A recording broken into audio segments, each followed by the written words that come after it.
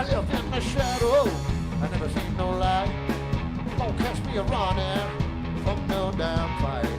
I'll pick and side, I got it to do. And I'ma come in, darling, going down to you. Now you ain't seen nothing like me before. I'm the king of country western troubadour.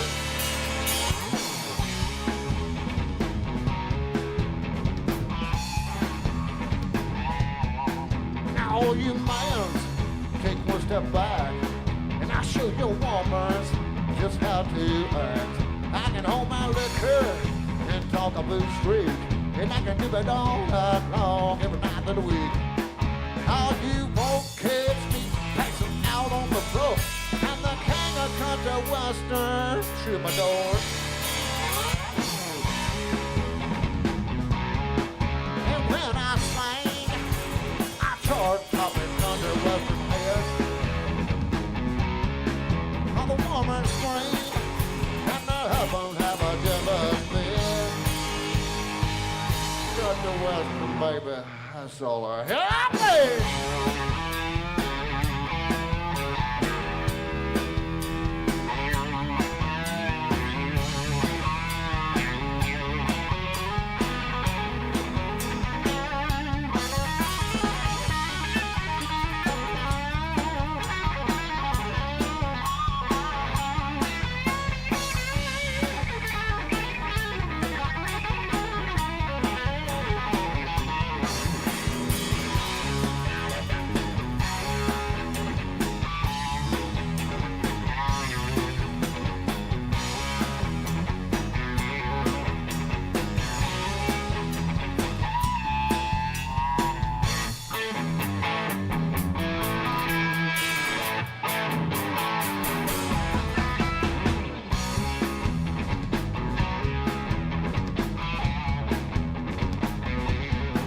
Look in my eyes, I'm here to stay.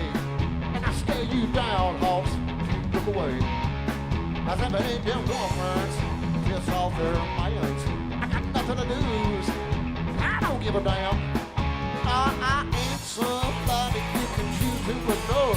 I'm the king of country western troubadour.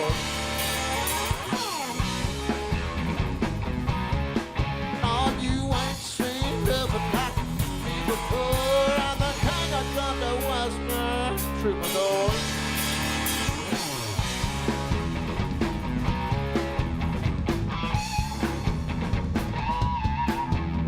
Country western troubadour. Country western troubadour. Troubadour. Country western troubadour. Country western troubadour.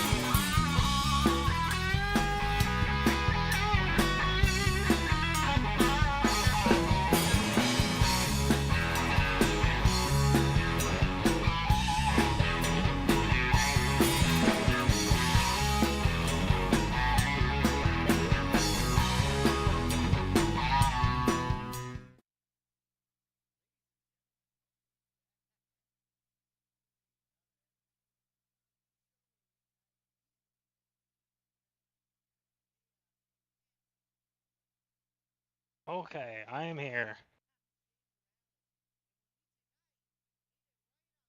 Hello.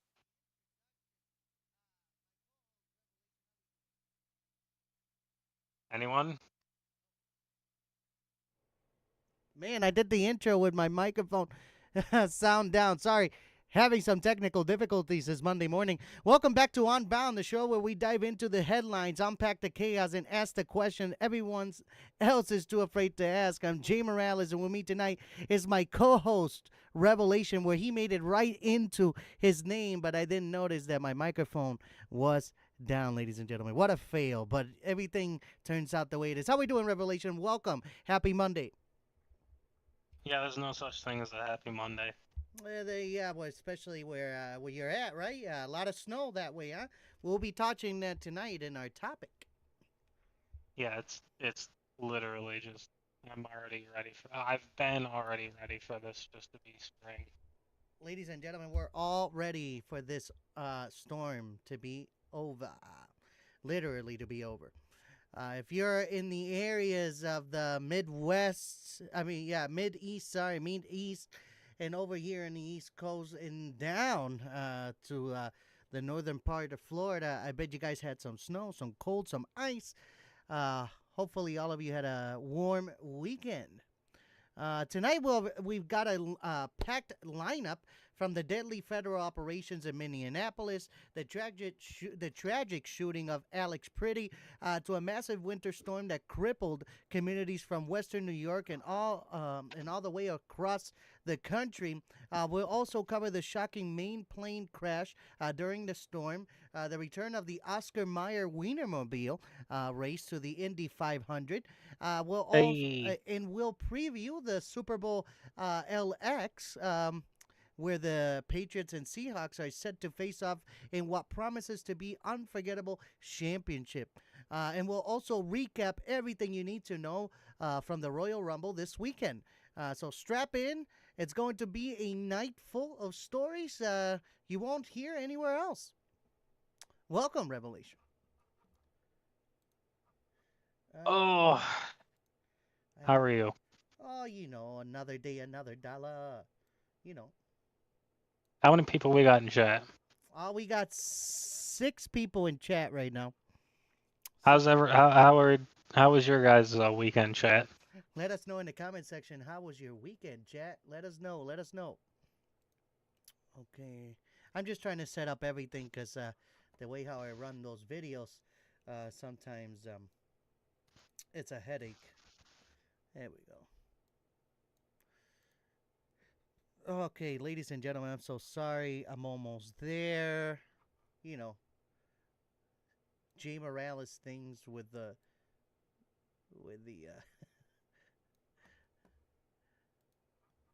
with our docket team here trying to get everything fixed. All right, I think we're gold. I think we're gold. Ladies and gentlemen, on January 24th, 2026, why is this all the way over here? Docket team, come on, man. Got to get this show on the Yeah, on road. January 26th, 2026, Doggett team still hasn't gotten this shit together. Docket team. Docket team. Come on. Come on. All right. On January 24th, 2026, Alex Pretti, an intensive care nurse and U.S. citizen, was fatally shot by the Department of Homeland Security. Agents in Minneapolis during a federal immigration enforcement operation known as Operation Metro Surge. Federal officials, including Homeland Security leaders, initially claimed that Pretti, right? Pretti approached with a weapon Mm. and posed a threat to officers, but multiple videos circulating online and eyewitnesses' accounts contradict that narrative, showing Pretti holding a phone to record and not brandishing a fire weapon at the time he was shot. Even after agents had taken weapon from his waistband, these contradictions have fed widespread concerns about how the incident unfolded and whether federal agents used excessive force against an unarmed individual. The killing occurred amid heightened tensions in Minneapolis, where nearly 3,000 federal immigration agents have been deployed under the Trump administration. Aggressive enforcement strategy escalating confrontations with local residents and law enforcement. Uh, Today, Republican and Democrat lawmakers nationwide have publicly demanded a transparent, independent investigation into Pretty's death, pressuring both the Trump administration and the DHS to allow a full accounting of the facts. On the Republican side, notable figures such as Senators Tom Tillis and Bill Cassidy have stressed that there must be a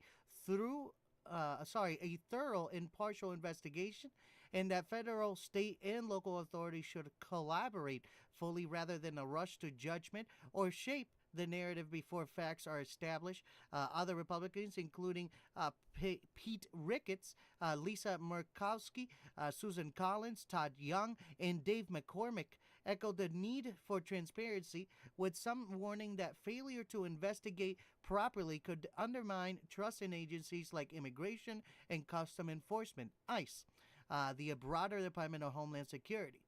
They have framed these calls not as opposition to immigration enforcement itself, but also, but as a defense of civil liberties, the right to protest, and constitutional protections, even amid enforcement actions. Several GOP lawmakers have gone further to suggest that if there is risk of more civilian death, federal presence should be reevaluated. These bipartisan calls are rare and reflect discomfort with both the soothing and how DHS is handling the aftermath.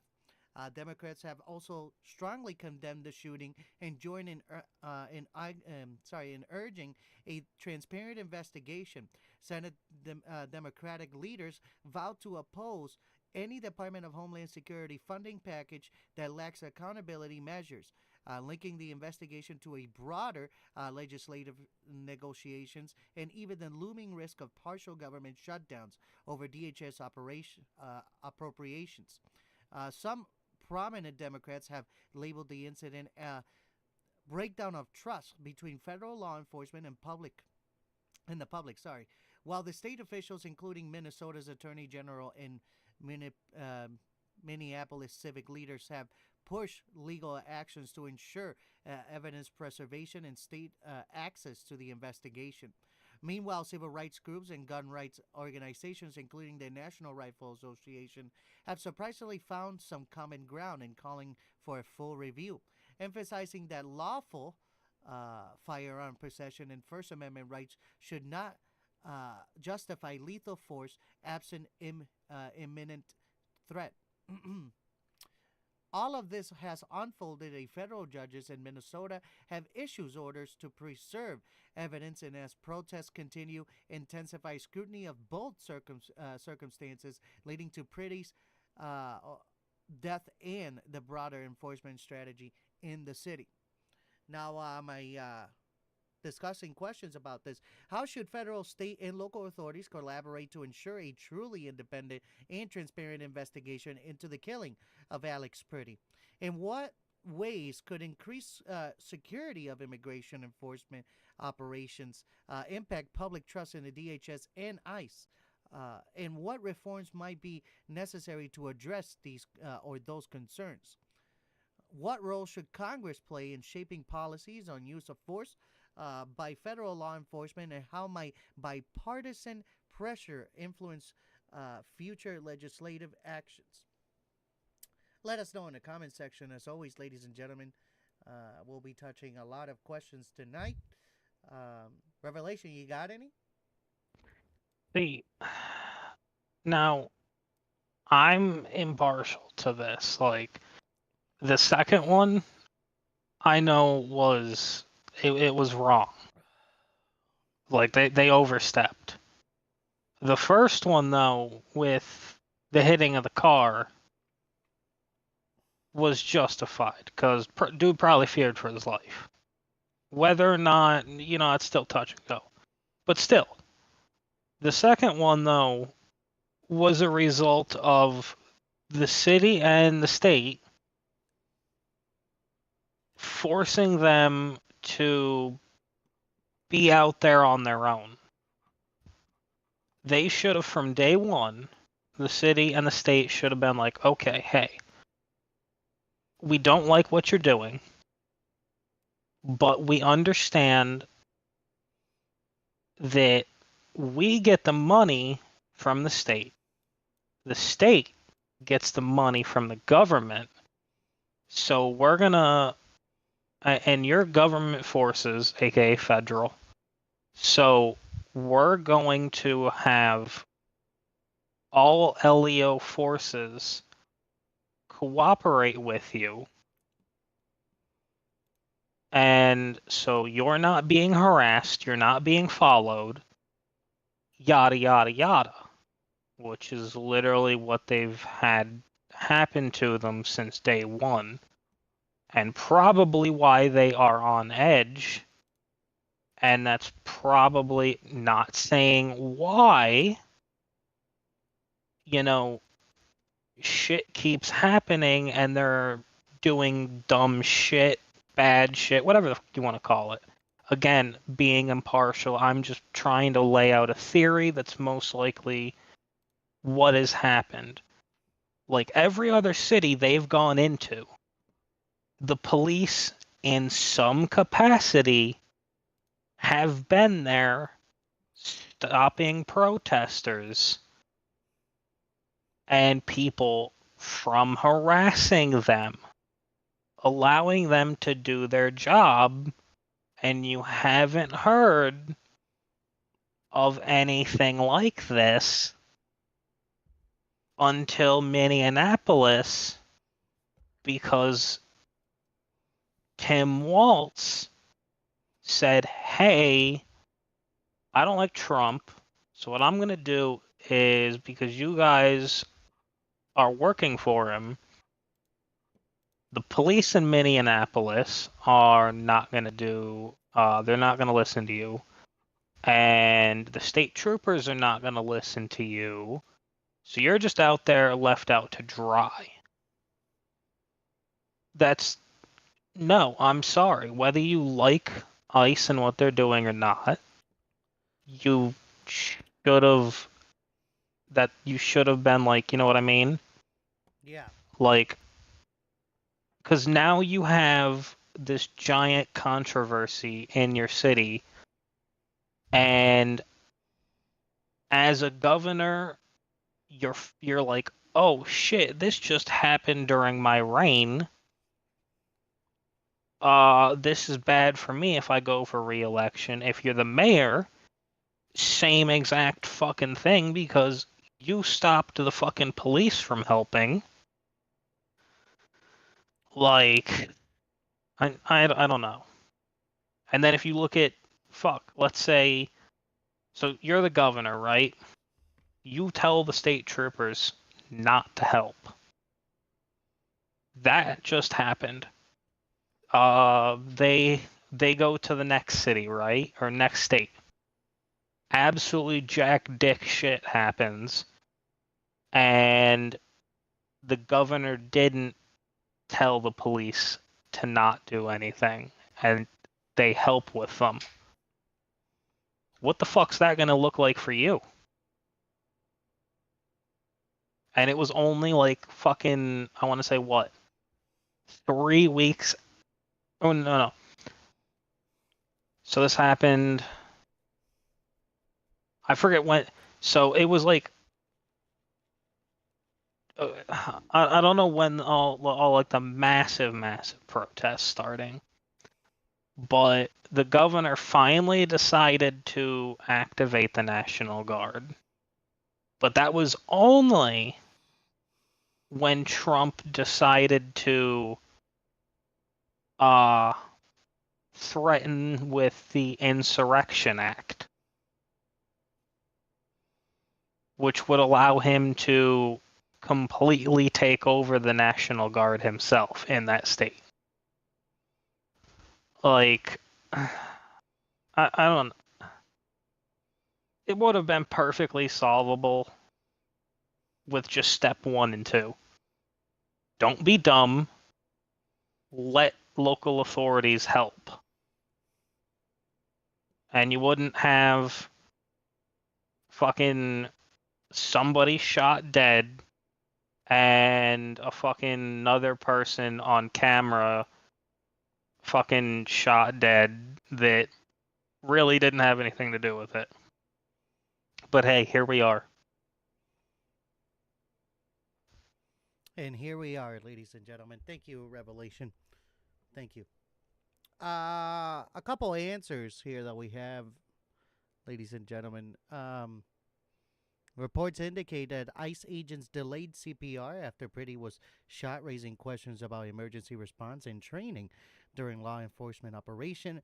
The incident sparked debates about ICE role, federal oversight, and coordination with local authorities during operations, emphasizing the need for improved accountability and transparency. That's what we have over here, ladies and gentlemen. Let us know again in the comment section what you think about what has happened in Minneapolis. Um, moving along now. Moving along here. Wait, why? Wait. Oh, okay. Today, the Trump administration has taken a significant step by removing Gregory Bovino, a senior Border Patrol commander, from his role overseeing federal operations in the city. Bovino, who had been a central figure in directing the large-scale enforcement presence in Minneapolis, will return to his previous post in El Centro, California, where he is expected to retire. The decision comes amid intense scrutiny over the circumstances surrounding Alex Pretti's death, including eyewitness accounts and video footage that appear to contradict official statements by the Department of Homeland Security. Critics had highlighted that federal agents not only used lethal force against an unarmed individual, but also delayed providing immediate medical aid, a factor that has inflamed public outrage and increased political pressure. The removal of Bovino is widely seen as an attempt by the administration to mitigate tension, signal accountability, and respond to bipartisan call for transparency. Though analysts caution that personnel changes alone may not justify demands for systemic reform. The leadership shift is a part of a broader realignment of federal operations in Minneapolis. President Trump has reportedly assigned border czar Tom Homan to take direct oversight of immigration and custom enforcement (ICE) activities in the city. This move appears to design to ensure tighter supervision and restore a degree of credibility to the federal presence, particularly as local and state officials have voiced concerns about the aggressive enforcement strategy. Public protests continue, fueled by images and testimony showing that Alex Pretti was shot despite appearing unarmed, and that medical intervention was delayed by agents at the scene. Congressional sorry about that, guys. Congressional leader from both parties have also expressed concern, emphasizing investigation into the shooting, as well as a review of operational protocols and use of force policies. The political stakes are heightened because this incident not only raises questions about law enforcement accountability, but also places the Trump administration's broader immigration agenda under close scrutiny at the time when federal enforcement operations have already generated controversy in multiple cities. Observers note that Bovino removal could have ripple effects throughout the Border Patrol and ICE hierarchy, as federal agents and regional commanders reassesses their operational conduct and chain of command responsibilities. While some see the personnel change as a symbolic gesture aimed at an appeasing public anger, others suggest it could encourage internal policy shifts, particularly regarding engagement rules, reporting procedures, and on-scene medical intervention. Local leaders and community advocates have stressed that transparency and accountability must extend beyond individual removals. They argue that only systemic reforms will prevent future tragedies.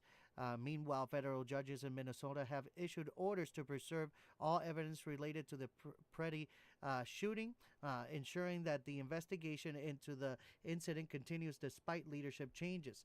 The combination of high-profile protests, bipartisan political pressure, and this reshuffling of federal leadership underscores the lasting impact of the Minneapolis shooting on both public perception and federal law enforcement practices. So here's my discussing questions. To what extent can removing high ranking officials like Bovino address public concerns about accountability? And when might it be perceived as merely symbolic? How might direct political oversight, as an assignment of a border czar, um, impact the up let me start that again, sorry about that. How might direct political oversight, such as the assignment of a border czar, impact the operational independence of federal law enforcement agencies? And finally, what structural reforms could ensure that leadership changes translate into tangible improvements in law enforcement behavior and community trust, particularly after controversial use of force incidents?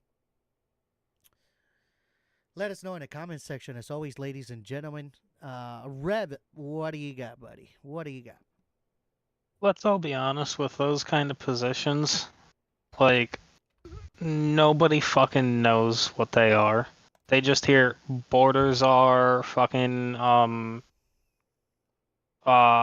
director of the FBI, director of the CIA, etc., etc., etc. Like U.S. like district attorney. They fucking hear that and all of those like positions, and when people are like, it's like, oh, president has appointed this person, they're like, oh, that's interesting. They don't fucking know what they've done or who, like, they gotta look them up. But when like the only time people really end up knowing like the people is during the fucking presidential elections.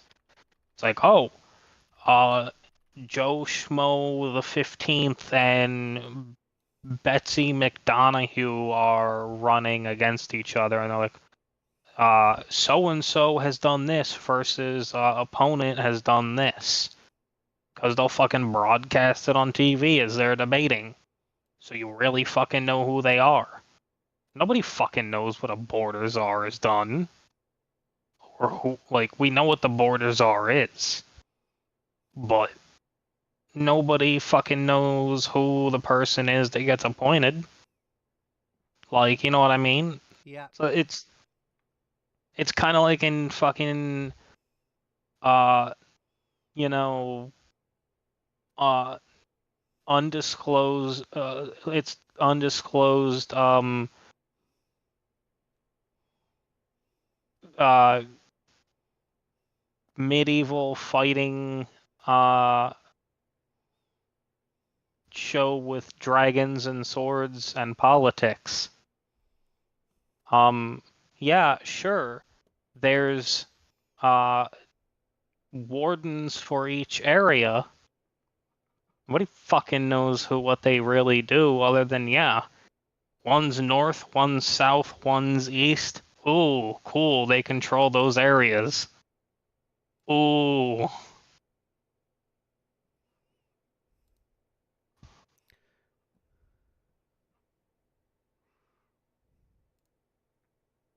Let us know again in the comments section. What do you guys think?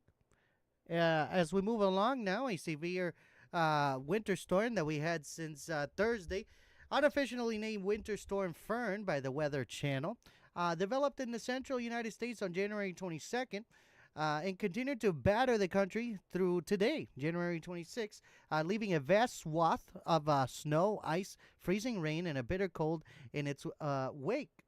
The storm's impact spanned from the southern plains and the Gulf Coast through the Midwest and Ohio Valley and into the Northeast and New England, creating transportation chaos, widespread power outages, and dangerous conditions for millions of Americans. Meteorologists Sorry about that. Meteorologists warn that the storm's combination of heavy snow, ice accumulation, and sub-zero temperatures would make this one of the most extensive winter weather events of the season, with impacts lingering even after the storm's core passed.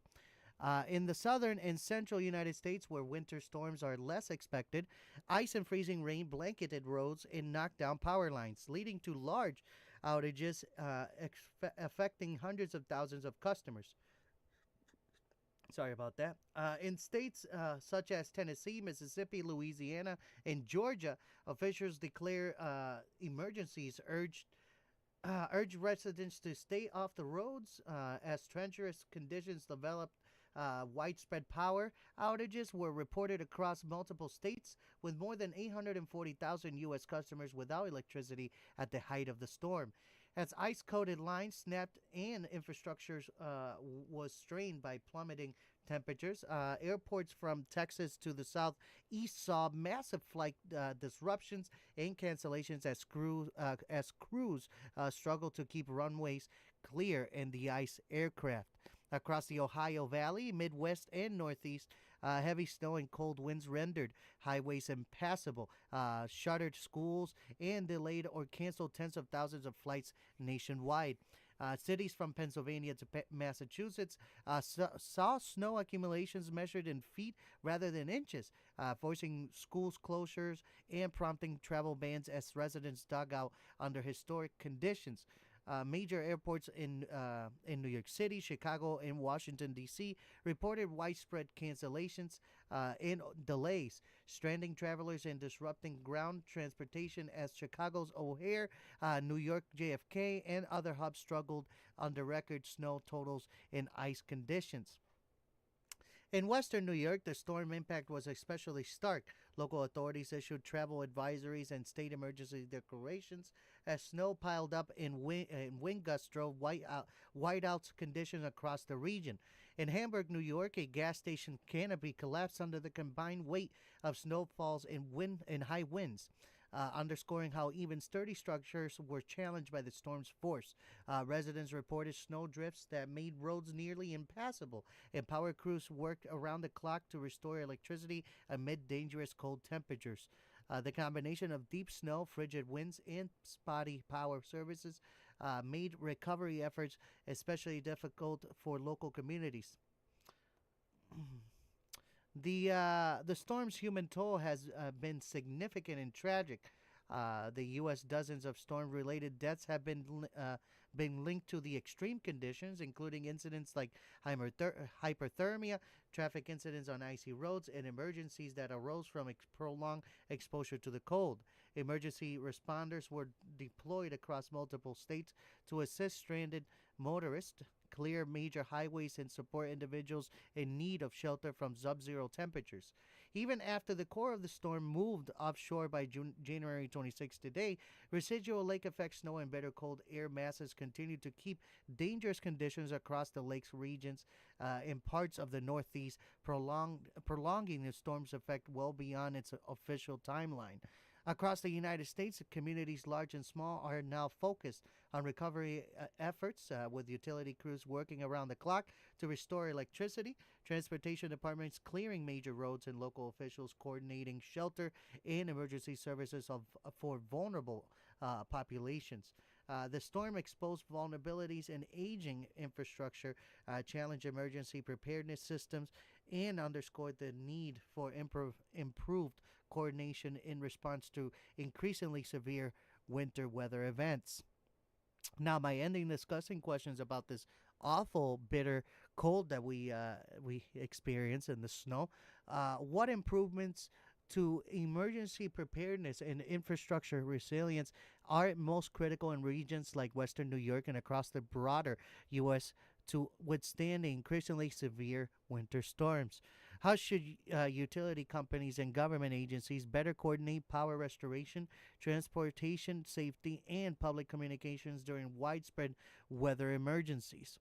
What community preparedness strategies could help protect vulnerable populations, such as the elderly or those without reliable shelter during the major winter weather events like Winter Storm Fern?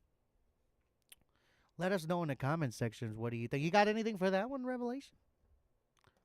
I'm just still absolutely shocked they decided to call it fern, which Fern. is which is a fucking plant. Yeah, let's call this absolutely deadly winter storm that's about to hit everyone after a plant. See, I feel like this is like Sac Galifianakis, between two ferns. That's how that felt with all that snow.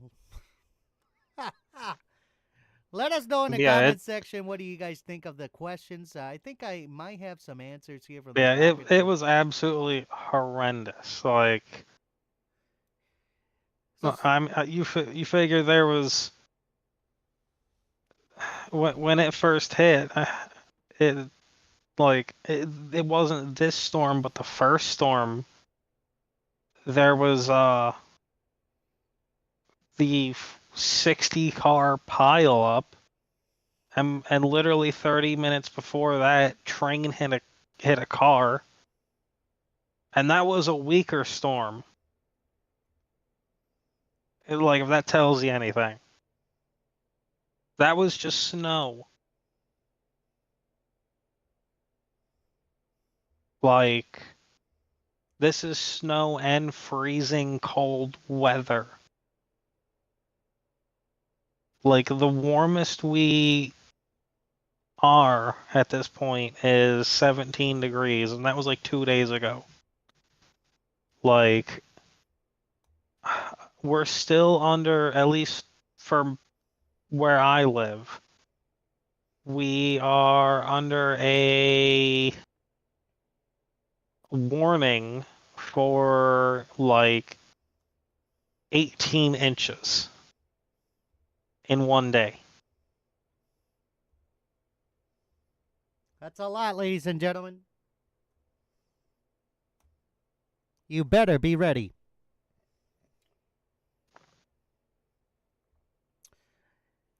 Moving along real quick on these answers to this topic. Immediate snow and power restoration, long-term upgrades to grids, improved snow removal system, and better communication in infrastructure.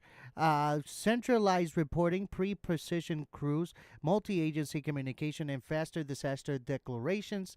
Stockpiling supplies, ladies and gentlemen, when it's something like this, planning evacuation routes, providing shelters, and public awareness campaigns about extreme weather hazards. And those are the answer to the questions that we have over here on Unbound. Thank you, Dr. T.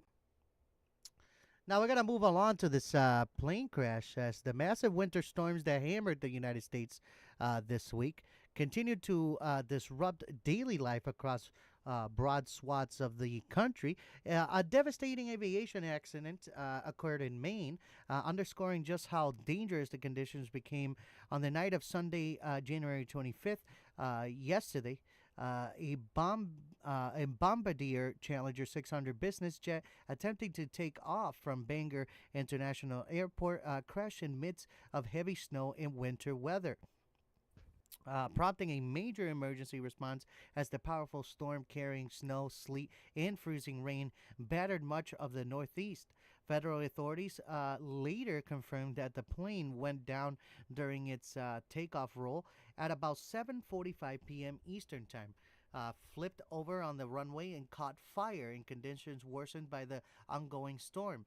Investigations from the Federal Aviation Administration, the FAA, and National Transportation Safety Board, the NTSB, have since been examining the wreckage while the storm continued to grip the region with hazardous winter weather.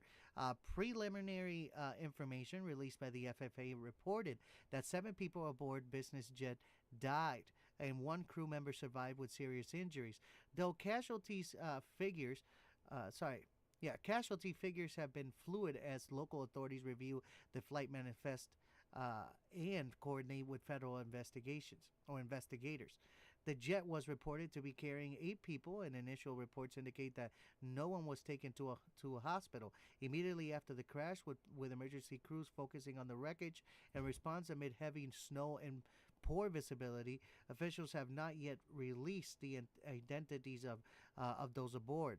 The investigation is ongoing with weather conditions, including snow accumulation, complicated both the recovery and investigative work. The crash at Bangor International, one of the northern New England's key aviation facilities, occurred at its occurred occurred at a time when winter weather was already forcing widespread travel disruptions across the nation. Nearly 12,000 flights were canceled and tens of thousands more delayed due to the storm's reach, which extended from the Gulf Coast and south into the Midwest and Northeast, paralyzing transportation hubs, large and small. Snow, ice, and freezing rain knocked out power to hundreds of thousands of homes and businesses across multiple states, while dangerously low sub-zero winds chill followed in the storm's passage. The tragic Maine crash highlights how extreme winter weather can intersect with high stakes travel, creating situations even experienced pilots in robust airports find challenging. As federal investigations continue their work in Bangor, analyzing weather data, runway conditions, and aircraft systems, communities from the south to New England are continuing cleanup, power restoration, and travel rescheduling amid dangerous cold temperatures that have persisted even after worst of the storms have passed. Now, my ending discussing questions about this. What additional safety protocols could be implemented at airports to be better protect aircrafts and passengers during major winter storms? How should transportation authorities balance travel, demanding against severe weather warnings to minimize the risk of accidents like the Bangor crash? In what way can emergency response and investigation efforts to improve to ensure timely and transparent updates and in the wake of the aviation accident under severe weather condition? Let us know in the comment section. As always, rest in peace to those, and my condolences to the families and friends of those who have perished in this incident. You have anything for this one, Revelation? In my opinion, they should have not even flown if they knew it was going to be this bad. That's negligence of the FAA Aviation. Was it a private flight or public? Like, It's in Bangor, so it's we gotta find that out. You want to find that out? It's Bangor International. Yeah, Bangor International Airport. Isn't that a? Would that be a private? I'm talking about the plane though. Oh, the plane? Yes. I'm guessing it has to because it's a business jet, so it has to be a, private. Well, then that depends. If it's like a big business, you can't just push back your your meetings, like business meetings. Like, otherwise your business could lose fuck tons of money. Like, if you gotta weather the storm to get $400 million a month fucking deal or some shit, that's what your company is gonna tell your ass to do. Like, you know what I mean? It says the But if you're aircraft is registered to a corporation linked to a Houston law firm. That's what that was. Registered to a corporation linked to a Houston law firm. So yeah, it's a private organization, like you were saying. Sorry for interrupting you. Maybe they had to go.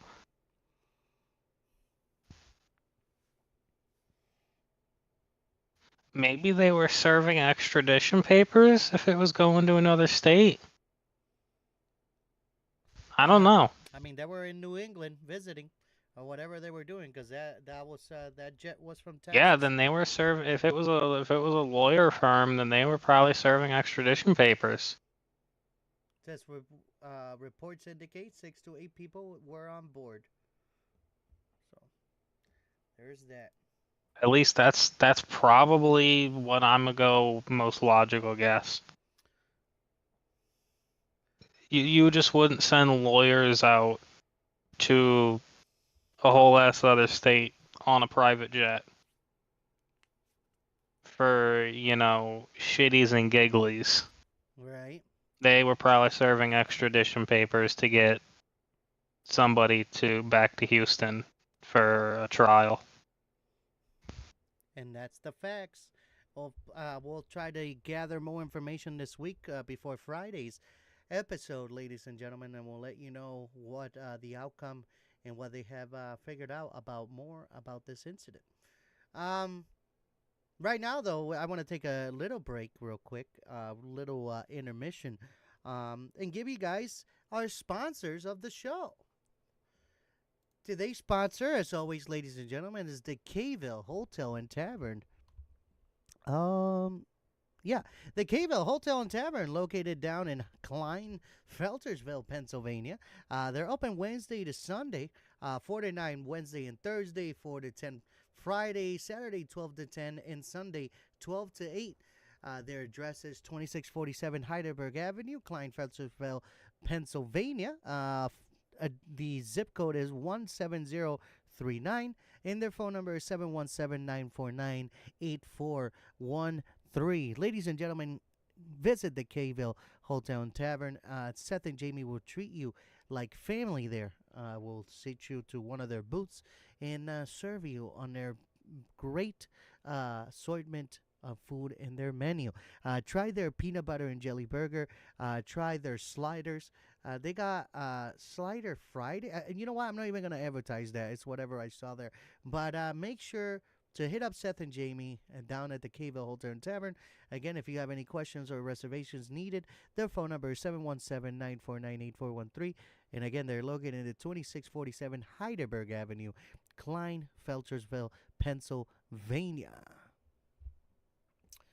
Our next sponsor is also Atlas Epoxy Floors. Our friend Bradford Kelly, located down in Milford, Connecticut. He does great work on epoxy floors. You can contact him at 203-496-6386 or brad.kelly at atlasepoxyfloors.com on his email. Atlas Epoxy Floors works on garages, basement, patios, lobbies, countertops, you name it. Whatever you need epoxy, they'll do it for you. Ladies and gentlemen, again, Bradford Kelly, located down in Milford, Connecticut, will travel anywhere you need the job done, ladies and gentlemen. Yes, he will travel down to Texas. He'll travel down to Encantement, Florida. He'll travel down to Oklahoma.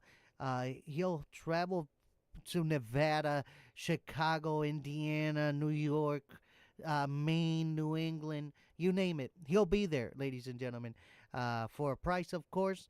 But the man does amazing work. It's a lifetime warranty. Make sure to hit up Bradford Kelly again at 203-496-6386. Or also you can email him at brad.kelly at atlasepoxyfloors.com. Or you can visit him at the website as well at atlasepoxyfloors.com. Again, Bradford Kelly, CEO and owner of Atlas Epoxy Floors. We also have our next sponsor, Velocity Modern Classics and Velocity Restorations. They're located down in 15 East Quintet Road in Encantement, Florida, 32533. You can visit their website at velocityrestorations.com. You can contact them also at 850-466-1810. They're open Monday to Friday, 8 to 6. Make sure to hit them up for whatever classics you got laying around that you haven't been able to finish. Velocity Modern Classics will make your ride feel modern, but with a classic feel. Make sure to hit him up and get that going, ladies and gentlemen. Hell yeah. And as always, we sponsor here on the show, Producer Mike Presents, the Producer Mike Presents, and the Jessup Show Legacy channel, where I am the co-host of a show called The Movement. We're on every Tuesday at 8 p.m. Eastern Time.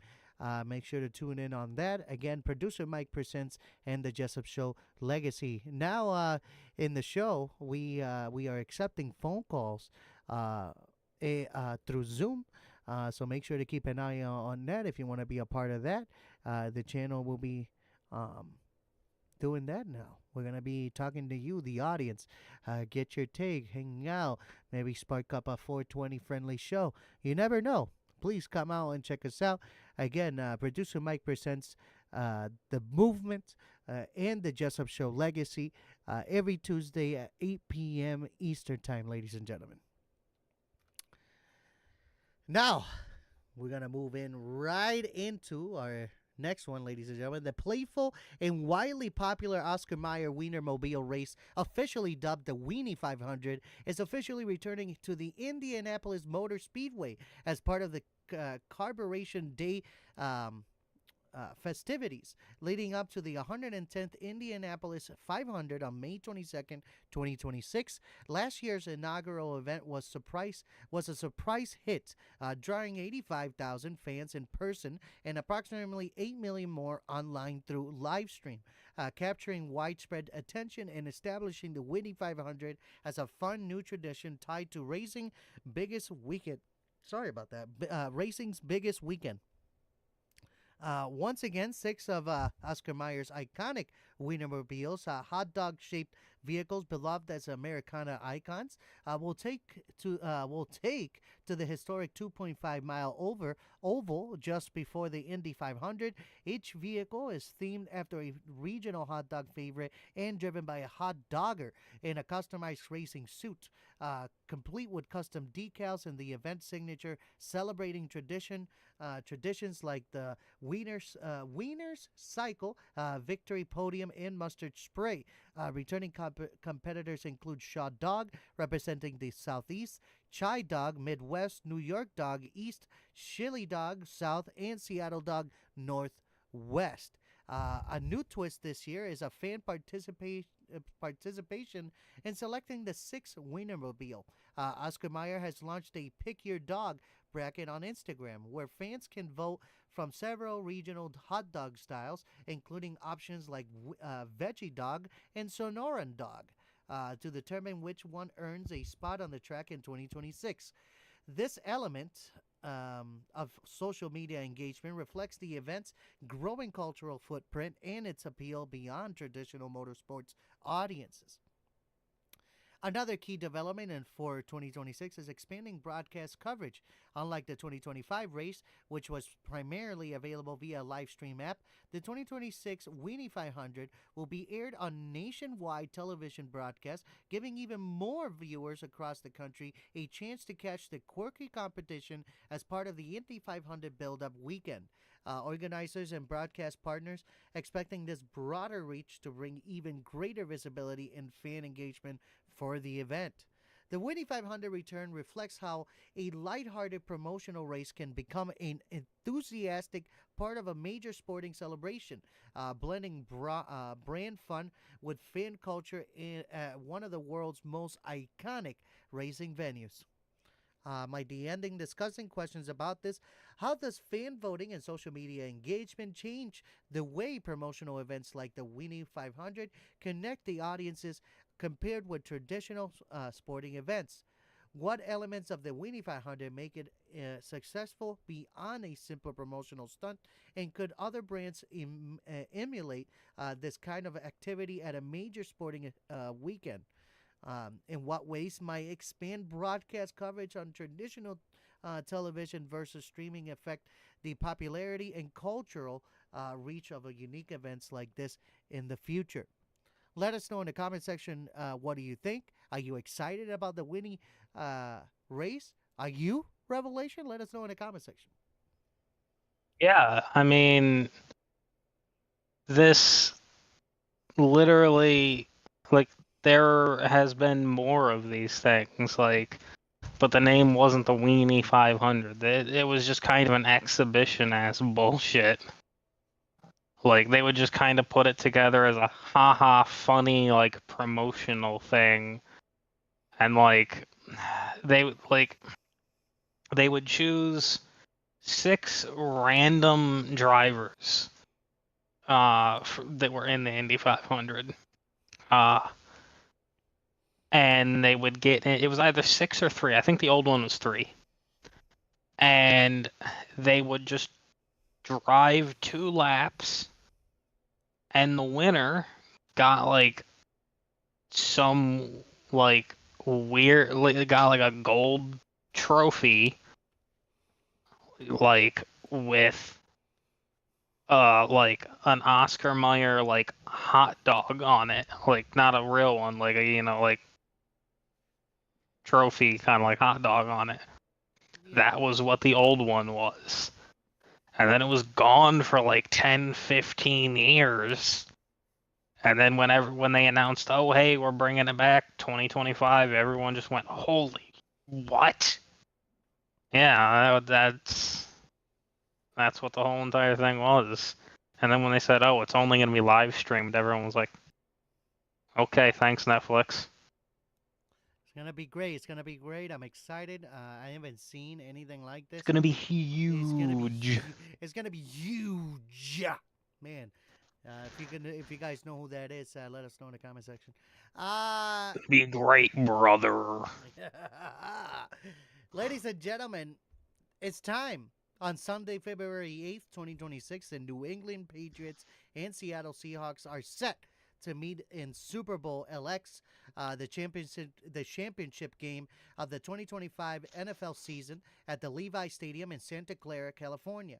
This matchup marks the first time in more than a decade that these two franchises will clash on the biggest stage in American football, a rematch of Super Bowl XLIX from 2015. The Patriots punched their ticket to the Super Bowl by edging the Denver Broncos in a tightly contested AFC Championship game.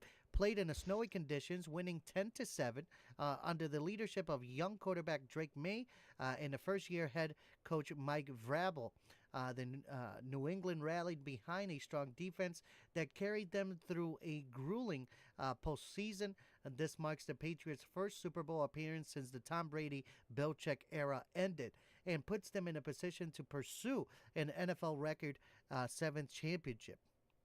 On the NFC side, the Seahawks secured their spot by defeating the Los Angeles Rams 31-27 in the NFC Championship game, led by the veteran quarterback Sam Darnold after earlier struggles in his career and remarkable resurgence with Seattle. Darnold threw for Darnold threw for 346 yards and 3 touchdowns in the title game to seal the Seahawks' place in the season's final contest. This will be Seattle's 4th Super Bowl appearance and their first since the 2014 season when they won the franchise-only Lombardi Trophy. Coming into the game, betting odds and early projections slightly favor the Seahawks, with some sports books listing Seattle as a 3.5 to a 4.5 point favorite over the Patriots. Analysts point to Seattle's stout defense, one of the league's best over the course of this new season, and a balanced offensive attack as key strengths at the same time. New England's defense has also been elite, allowing one of the fewest points per game in the league, making anticipated matchup between two defensively disciplined teams especially intriguing for fans and pundit alike. The Super Bowl will kick off at 6:30 in a couple of weeks, ladies and gentlemen, 6:30 p.m. Eastern Time, 3:30 p.m. local, and the broadcast nationwide on NBC, providing millions of viewers with a chance to see the culmination of a remarkable season that saw both franchises rise through fierce playoff competition. High demand for tickets has driven prices up dramatically, with some secondary market seats listed for tens of thousands of dollars as fans seek to witness the historic contest in person. For both teams, the stakes are enormous. Patriots' victory would add another championship to one of the most storied franchises in NFL history, while Seahawks win would cement a dramatic resurgence for a franchise hungry to add a second Super Bowl title to its legacy. With star talent on both sides and compelling storylines surrounding the coaches and quarterbacks, Super Bowl LX Patriots versus Seahawks showdown promises to be one of the defining sporting events of 2026. My ending discussions about this: what strategic matchups between New England's defense and Seattle's offense could decide the outcome of Super Bowl LX. How the transformation of the Patriots roster and leadership under Drake May and Mike Verbal influenced their run back to the Super Bowl. What adjustment might the Seahawks make to counter the Patriots' disciplined defensive scheme in a high stakes championship environment? Let us know in the comment section, what do you guys think, and who are you rooting for, the Seahawks or the Patriots? Revelation, what do you got? Want to give the Patriots a fly drop, and it counts down 3, 2, 1. I'm gonna stand there with the Super Bowl trophy, and they won't know what has hit them. And they don't know what is going to hit them. It's going to be a matchup, ladies and gentlemen. It's going to be a matchup. Don't miss out on it, the NFL. Now, finally, I'm going to move on to my last. Right? Is this the last? This is the last. Before we give it over to our good friend Revelation to end us off for the night, ladies and gentlemen, on his few articles. Ladies and gentlemen, this weekend, the Royal Rumble is set to take place on Saturday, January 31st, this Saturday in Riyadh, Saudi Arabia, marking one of the WWE's most anticipated pay-per-view events and the official launch of the road to WrestleMania. The event will unfold at the King's Abdullah Financial District and is scheduled to stream live globally with a kickoff time staggered for different regions, including 7 p.m. start in the UK and the afternoon U.S. coverage, as fans across the world tune in for what promises to be an action-packed show. The Royal Rumble is famous for its signature 30-person over-the-top rope battle, royal matches, and one of the men and one for the women, in which competitors enter the ring at the time and at timed intervals and are eliminated only when thrown over the top rope with both feet touching the floor. The last superstar standing earns a guaranteed championship match at WrestleMania 42 in Las Vegas, making this event a crucial turning point in WWE's yearly calendar. Confirmed entrants for the Men's Royal Rumble match include top names like Roman Reigns, Cody Rhodes, Gunther, Jey Uso, Rey Mysterio, Dragon Lee, Penta, and now they're saying the Vision, the whole Vision is going to be in there. So we're going to have Braun Breaker, we're going to have Logan Paul, we're going to have who am I missing here? The whole Vision is going to be there, ladies and gentlemen. And others already declare for the massive free-for-all, with the field likely to grow a surprise entries and legends often making dramatic appearances at the event. Superstar storylines from WWE's weekly show have also shaped expectations, including Cody Rhodes' ongoing rivalry and other high-stakes feud that could influence the match outcome.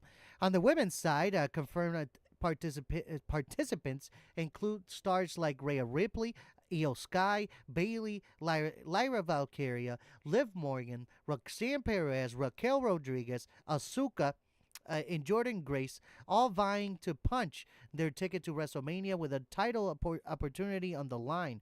The Women's Royal Rumble has become one of the most marquee matches of the night, with pace, drama, and surprise returns often defining the narrative of WWE's women's division heading into spring.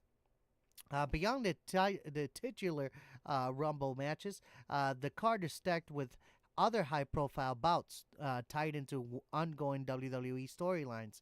One of the biggest is a championship match between reigning undisputed WWE champion Drew McIntyre and number one contender Sami Zayn, who earned his title shot by winning a fatal four-way bout on Saturday night's main event. The match, held prior to the Rumble card, saw pin Damian Priest with a haluva kick to set up a major title collision in Riyadh. In addition, a high stake match between AJ Styles and Gunther is set to headline as a possible career defining moment, with reports suggesting that Styles' WWE career could hinge on an outcome, adding emotional weight to what is already one of the year's most talked bout encounters. The global nature of this year's Royal Rumble, held outside North America for the first time, underscores WWE ongoing international expansion and the growing prestige of its marquee events.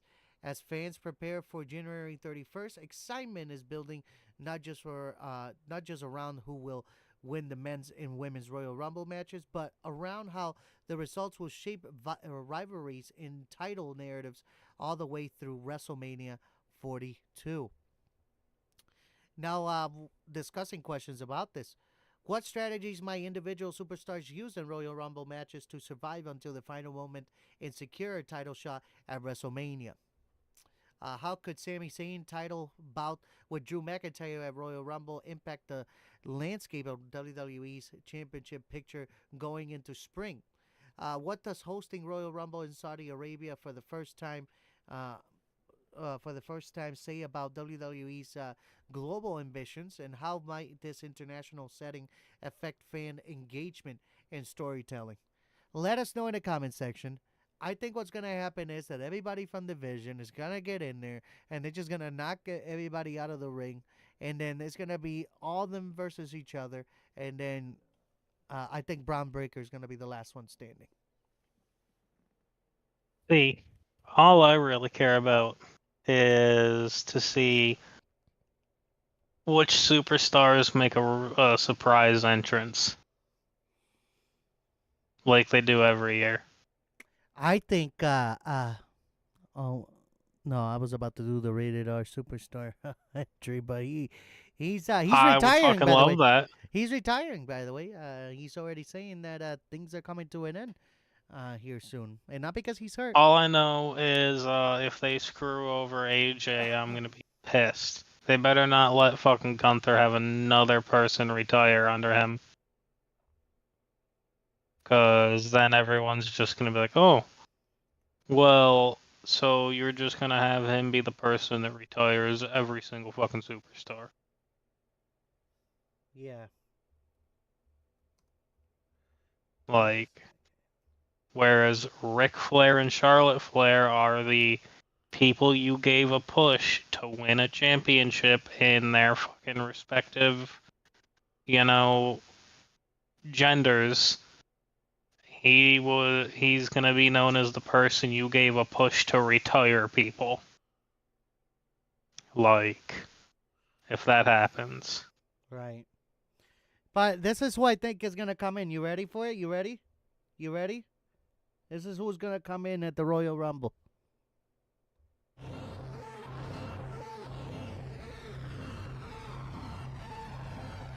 Song are you playing? You hear it?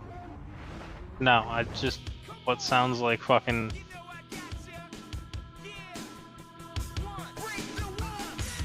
Oh. Yeah. I mean, in other news, they've been trying to. It looks like they've been trying to turn Randy Orton heel. I with, mean, I like him the whole bad and I Trick like him Williams good. thing. It doesn't matter. All I know is if he turns heel, they need to have him just randomly come out one day after he supposedly turns heel or does something bad. And when he finally does go heel, he needs to come out with his old theme song. Like, they're in like the middle of a fucking conversation. It's like, oh, well, what's gonna happen? You know, like somebody's talking about Randy Orton, is be like, oh, I could easily just, you know, break Randy or whatever because he's gone soft. All of a sudden, the old theme song hits and Randy walks out.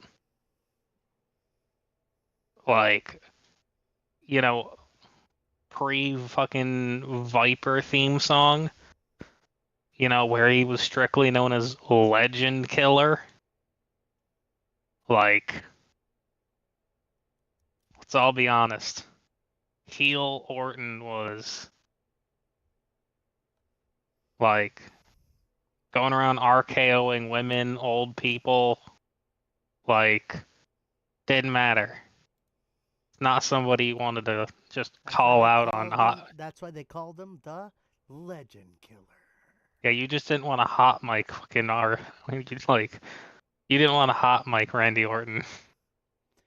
Now, ladies and gentlemen, before I pass it over to our good friend Revelation, again, I forgot to show the picture. Again, remember, this Saturday, January 31st, this afternoon, but oh my God, I should have had the time ready. I think I said 7, right? Or in the afternoon. In the U.S., in the afternoon. I think it's 3 o'clock in the afternoon, ladies and gentlemen. It might be earlier, though.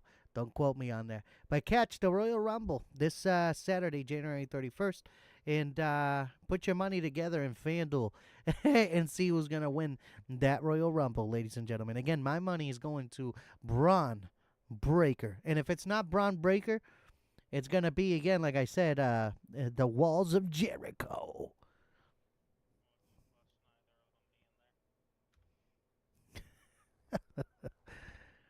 All right, ladies and gentlemen, I'm done on my side. We're going to pass it over to our good friend Revelation. Revelation, I'm going to put a picture up of Atlas Epoxy Floors while you give your rundown of the news. I'll be back also as well. It's a little warning.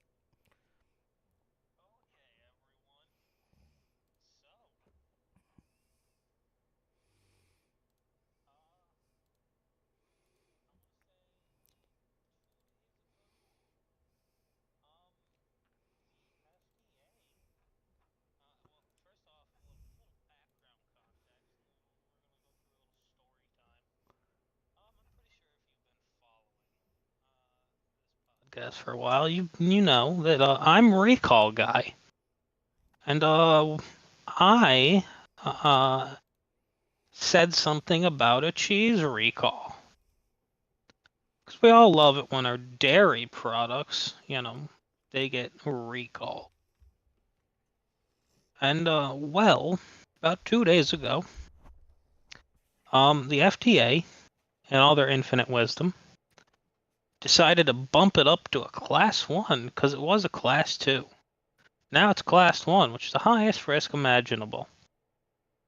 In effect for various Pecorino Romano cheese products due to, oh, and you ready? Listeria. Yup. Everything has listeria, women's and children's and men.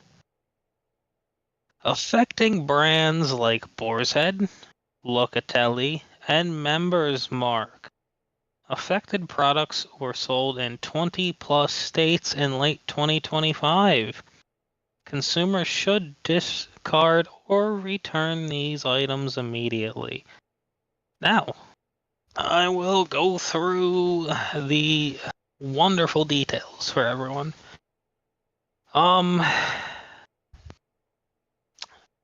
Potential Listeria monocytogenes contamination, which can cause serious infections.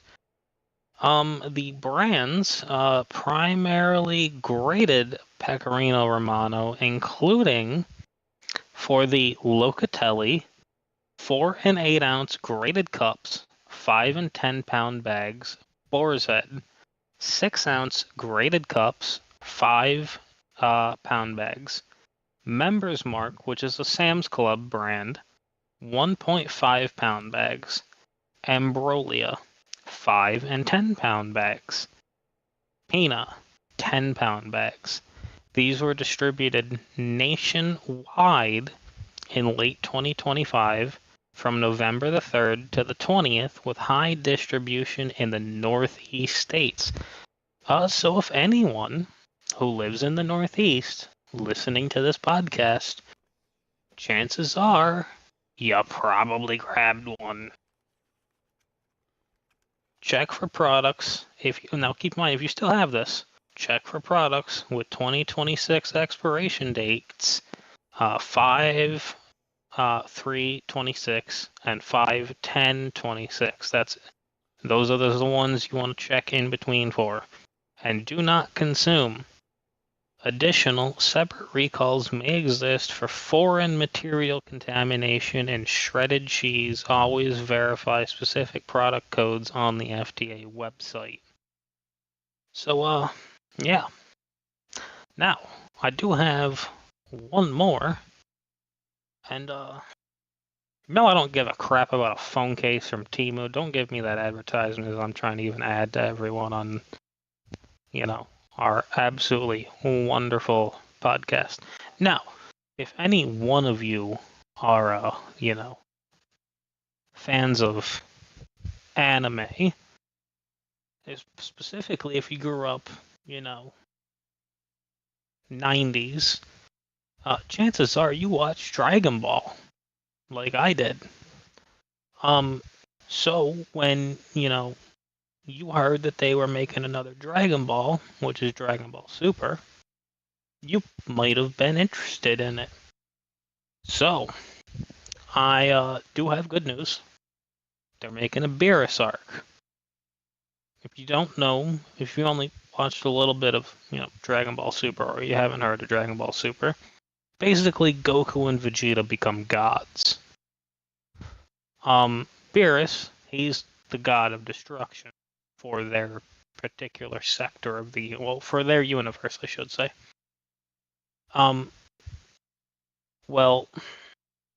It started with a movie, where they basically fight him. He doesn't want to kill him, yada yada yada. You should really watch it. But anyways, enough yapping. I will get into the article now. The Dragon Ball Super anime series is returning to television screens with a significantly upgraded retelling of its opening saga.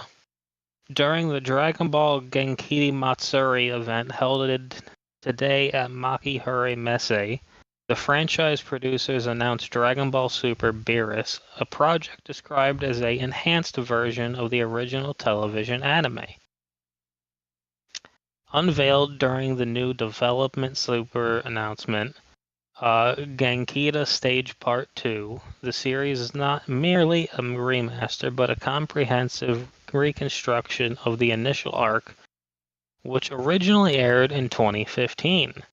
Also revealed at the event was a special 40th anniversary animation which takes a look back at the series' history, accompanied by music by legendary Hollywood composer Hans Zimmer.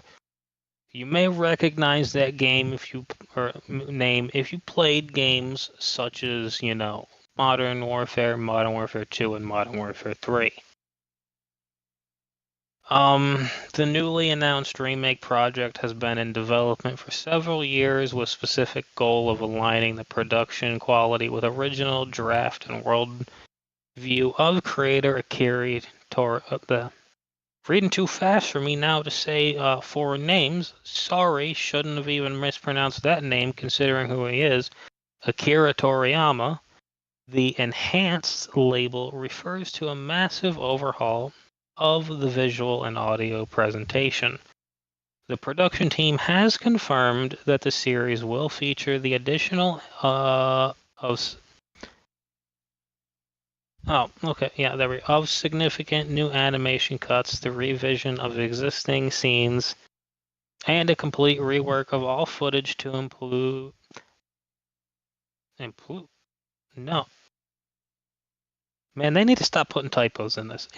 visual fidelity. The audio has been entirely redone, featuring a new dubbing session with the cast and the addition of new background music sound effects.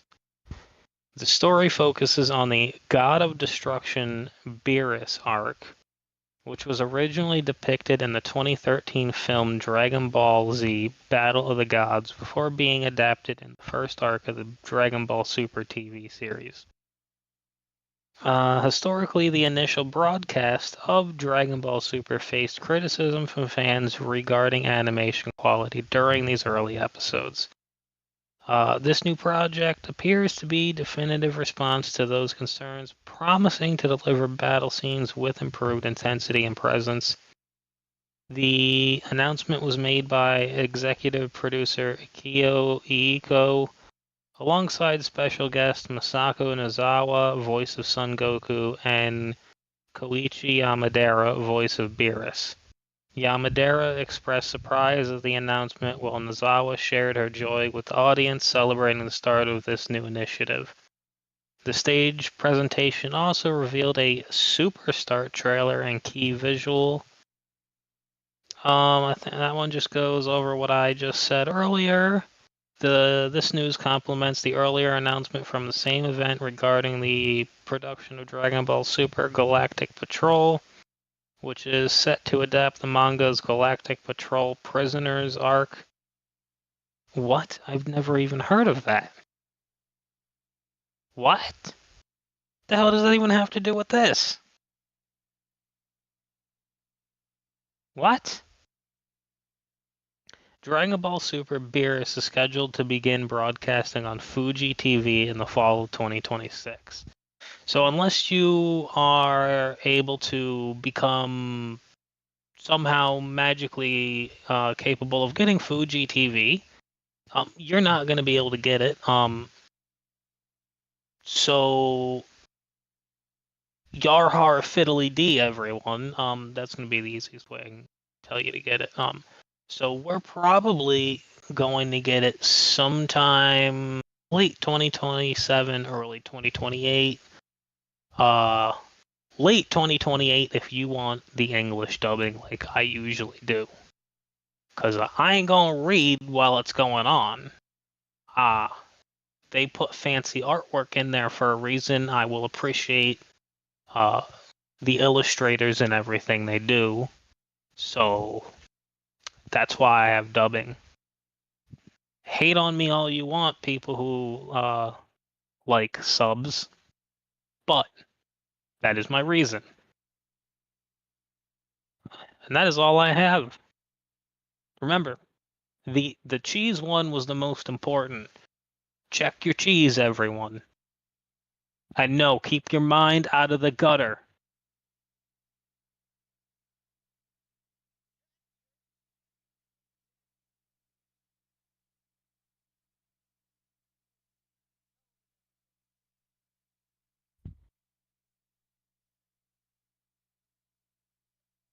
So, chat, since it's just us, how was your day, Ben? Oh, I just noticed that I forgot to fix my microphone again. Perfect. Check your cheese, everybody. Make sure you check your cheese. Thank you again, Revelation, for those awesome articles this evening. We have reached the end, everybody. We have reached the end. That's a wrap on tonight's episode of Unbound. We covered the tragic shooting of Alex Pretti's in Minneapolis, the fallout in federal leadership, the historic winter storm crippling communities from western New York to across the nation, in the Maine business jet crash that reminded us how dangerous this weather can be. We celebrated the return of Oscar Mayer Wienermobile to the Indy 500, previewed the Super Bowl LX with the Patriots and Seahawks, and broken down everything you need to know from the Royal Rumble this weekend. And before we Docket team wants me to interrupt you for a second. Go ahead. They want me to remind you to get ready to pull up the new sponsor. What is it? The sponsor that was played last episode. Oh, the Barrett Jackson? No, the other one. I don't have another one. You know, The one that was made in part with our friend. Oh, yeah, yeah. Let's never forget. Our last sponsor, ladies and gentlemen. Our last sponsor. How do I do this? Ladies and gentlemen, our last sponsor of the show. Because I don't have a button. That's the problem. He's famously known for his Dab's Anal Lube for deep and relaxed play. and he's also now known as for the new sponsor of 2026 that we have to get a button made for this still so it can go over the airwaves. He also has a brand new I don't even know how to say that without getting canceled, but he has a brand new cock wash, ladies and gentlemen, a brand new cock wash. And also, he has a dab douche cleanser, ladies and gentlemen. So make sure to head out to our good friend Dab Don 710's page over on Twitch and ask him how to get a direct one of the cleansers, one of the lubes that he has on his personal website. So make sure to go ahead and go on Twitch and get a hold of DabDom710. Also, I want to, before I forget here, happy birthday to Fate Prophet, ladies and gentlemen. It was his birthday yesterday, because it's 12:30 at night. But yeah, those are the sponsors. I forgot. We keep forgetting. We have to get these sponsors out there, ladies and gentlemen. Again, DabDom010, try out his new Dab's Anal Lube. Try their new Dab's Douche Cleanser and Dab's Cock Wash, everybody. Make sure to try that out. And before we go, I want to take a moment to address two important issues: mental health and domestic violence. These affect millions of people quietly every day, but support is always available. If you or someone you know is struggling with mental health challenges, you can contact the 988 Suicide and Crisis Lifeline in the U.S. by dialing 988. Trained counselors are available 24/7 to provide support, guidance, and resources. For those affected by domestic violence, you can reach the National Domestic Violence Hotline at 1-800-799-7233. They provide confidential assistance, safety planning, and connections to local support services. Remember, reaching out for help is a sign of strength, not weakness. You are not alone. So, again, ladies and gentlemen, thanks for tuning in. Thank you to my co-host Revelation, as always, for helping us unpack it all tonight. We'll be back Friday on Unbound, of course, to break down the news from the week, ask the questions others won't, and keep digging past the headlines. Until then, ladies and gentlemen, stay informed, stay curious, and stay unbound. And before our good friend Revelation leaves us, he will be giving us a daily reminder. The daily reminder today is, listen, brother, sometimes it's okay to have your nuggies in the shape of dinos so that you can embrace your childhood and forget about the stress. Indeed. Indeed. I agree. Ladies and gentlemen, we're going to leave you with an iconic song. And we'll catch you Friday.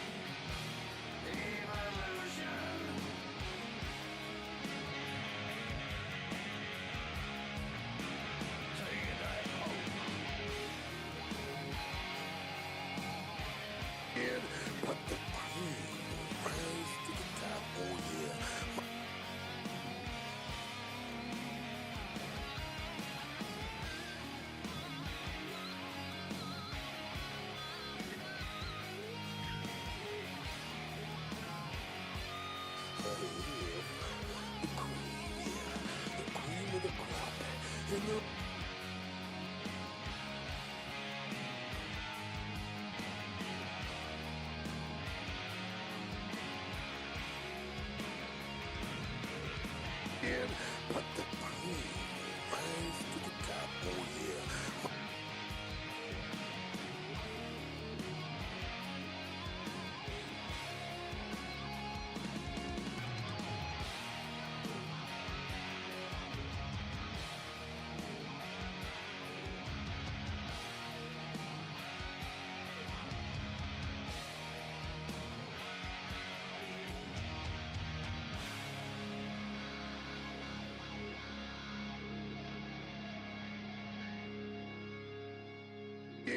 But the cream will rise to the top, oh yeah.